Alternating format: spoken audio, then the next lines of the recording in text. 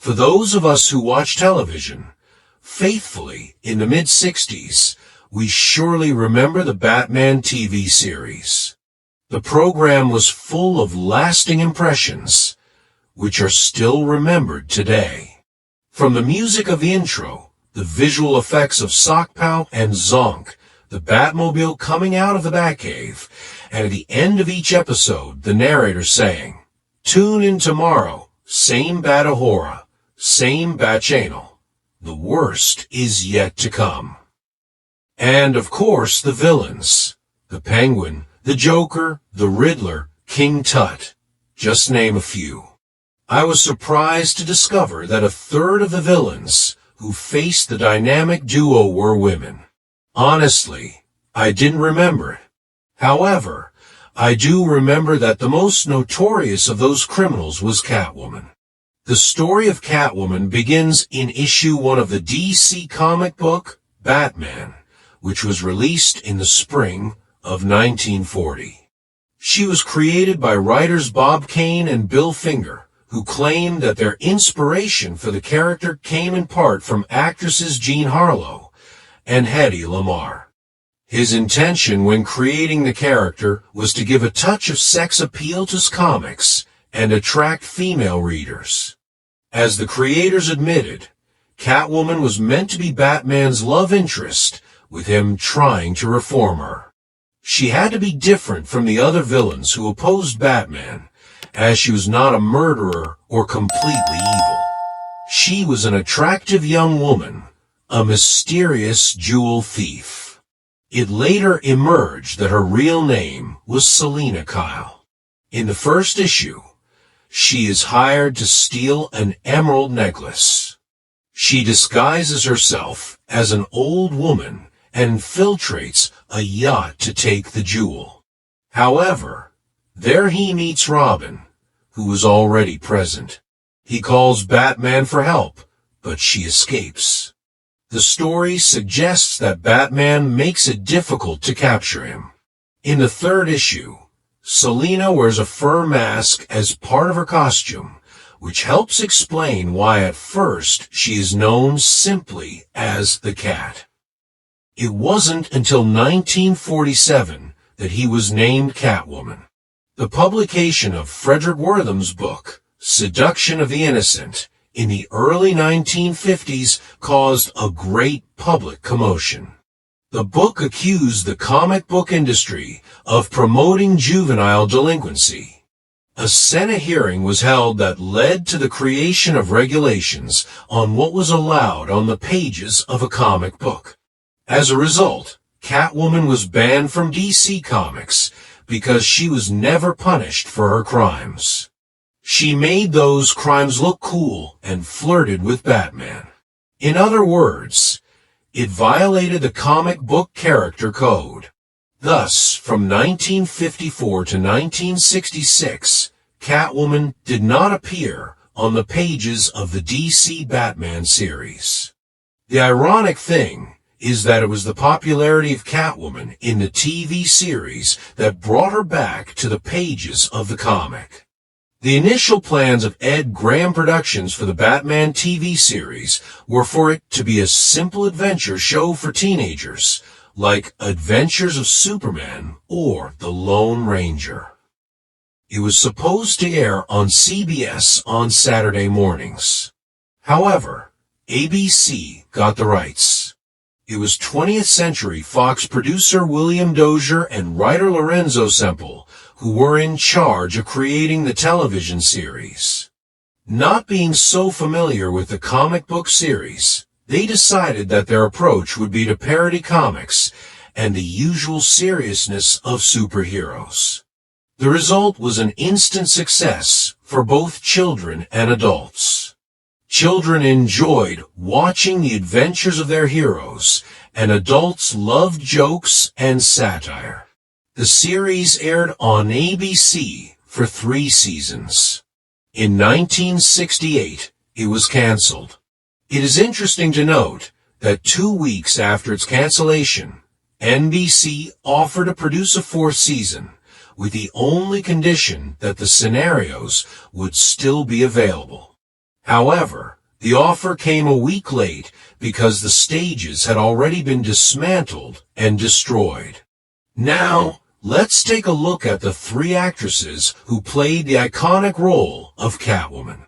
Julie Newmar was the first actress to play Catwoman in the live-action role. In addition to her acting career on stage, film and television, she is an accomplished singer and dancer. She is also a writer and inventor. She remembers being offered the part while she was sitting with her brother and 5 or 6 of his friends. She received a call from an agent in Hollywood and was offered the role of Catwoman in the Batman series. Her brother and his friends were so excited because this was one of the favorite shows they watched in the Harvard dorms. She was convinced to accept the role. Julie understood sex appeal perfectly well. She modified the Catwoman costume by placing the belt on her hips instead of her waist to highlight her hourglass figure. Adam West, who played Batman, has admitted that Julie Newmar as Catwoman caused strange sensations in his utility belt. He played the role in 13 episodes during the first 2 seasons. But he could have played the character even more in 1966. She could have had the role of Catwoman in the Batman movie. She claimed that she was not aware of the movie, so she committed to a role in a movie that was being filmed in the UK. And in 1968, she was busy filming the western McKenna's Gold. Again, she was not available for the role during the 3rd season of the series, so she was replaced. For those of us who watched the Batman TV series as kids, Julie Newmar will always be our Catwoman. Then there was Eartha Kitt, who replaced Julie in the 3rd and final season of Batman.